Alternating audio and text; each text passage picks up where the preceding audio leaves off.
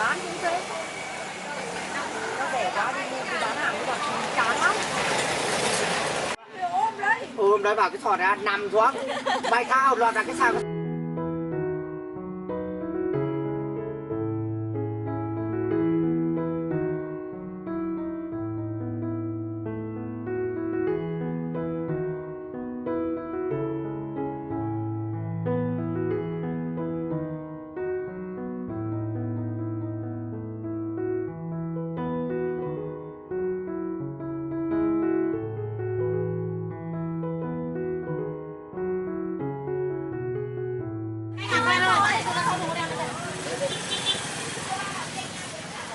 Bố ơi trâu mẹ. Trên người bố dưới. Canh nó mới ngọt. Bé nó mới ngọt. Anh Tuấn cứ lấy ra nhiều nhiều vào.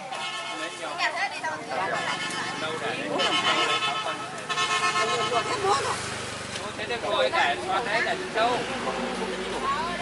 Nhặt cái này đâu đủ được nhanh nhau nhặt này.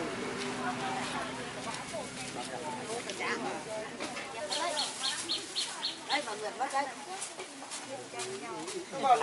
Chặt tiền luôn ở trong đấy nhá. Chưa công thì là không biết rồi. Anh ơi, em không được vào mua rồi. Có. Luộc ở đấy. Cứ vào một chọn đấy. À, đâu rồi. Nó tí nữa mình mua ở đây rồi.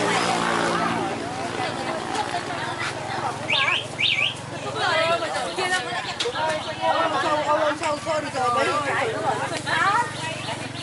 Bao nhiêu đây đâu có ai rồi. Có. Từ ai người ta nghe cho. Không con gái đã đi rồi. Việt Nam này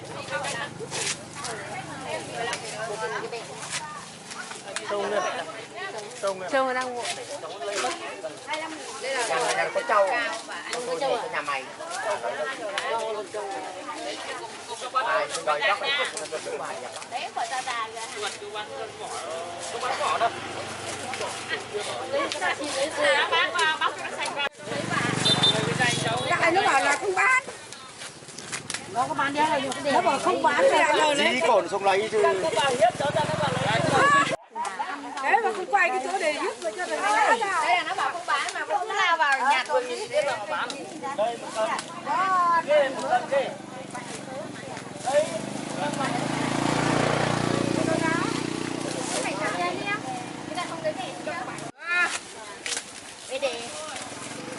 Thế là bà, một giờ cho đem ra nhá bà nhá, về tí chưa ăn không cho đem bà lại. đi không thế người ta bảo là thử trên Này, có lấy không này, một nhát là đi luôn này này. Đi thôi. Có lấy không? Không à, đi luôn đi này. Đi 25.000. Bao nhiêu cân chị? Ôi hết rồi. Chị không biết. Chị lấy cứ lấy thôi. Bây giờ tí trường đến bên kia kìa. Nó không bán. Sao mà quần lấy nhiều thế? Có được nhiều đâu, con mới được có mấy cái đấy. Ôi rồi bà. Mua tiền đâu mà gọi. Dạ. Không bà hôm nay nhà cháu có, hôm nay nhà cháu không ăn cơm. không tức là cái giống ngon này đấy. Không phải đâu. Ngô ngọt. Trắng là ngô ngọt. Ăn đi đầu thích người. Quả này của ai đây? Đấy.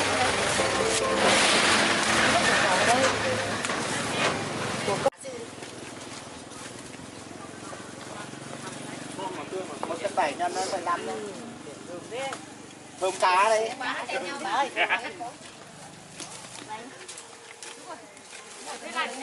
Hết là đâu có không? 30.000. Hả? Anh Châu có không? Có cho cô cái túi. Châu bên có à? Con không có túi. Thế lần sau anh mà dành cho Châu anh giữ kia đi, anh đừng mang lên đây. Không có để quay.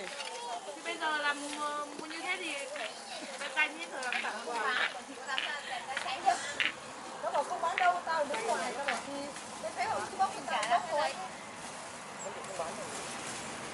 Không bán thêm cho con người ạ.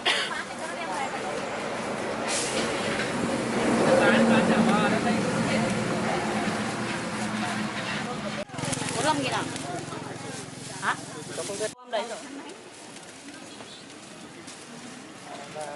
30.000 đúng không?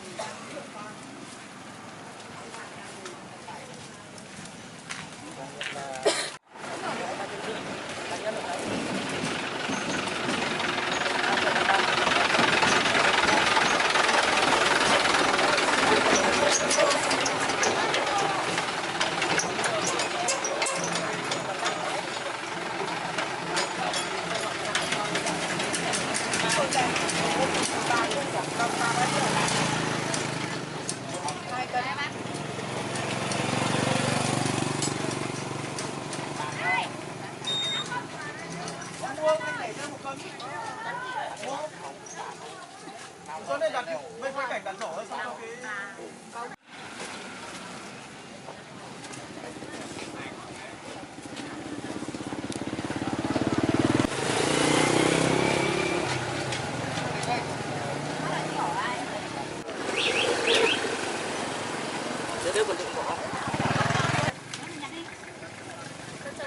Mùa đâu mà các ông đi các ông quét lại hồ tôi là nhặt rác đây.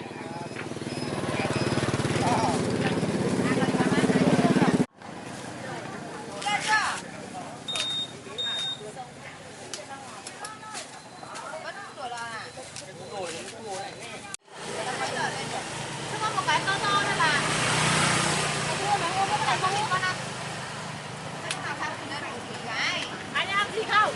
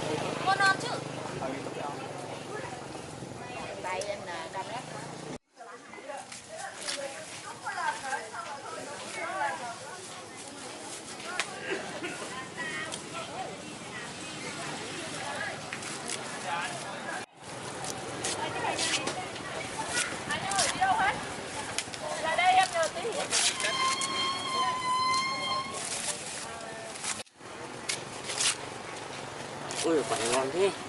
Non lối trẻ mới thích. Em ngô của em ở nhà đây là giá.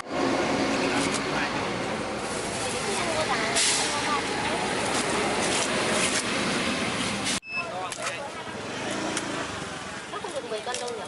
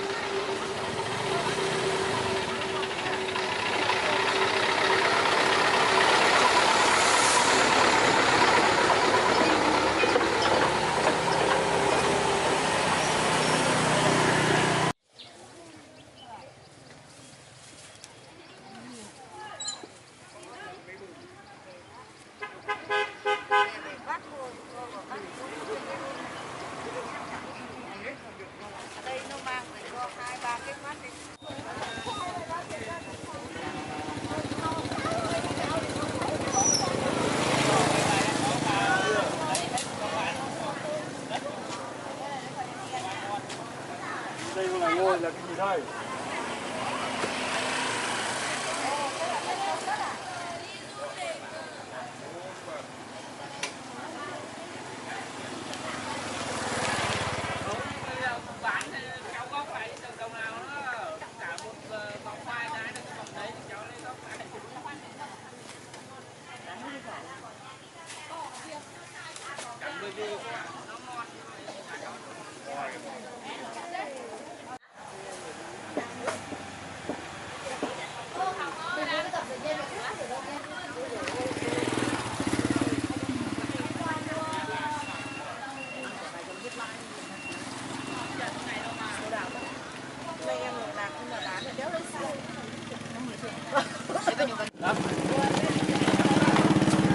Thế là tao với sếp đâu.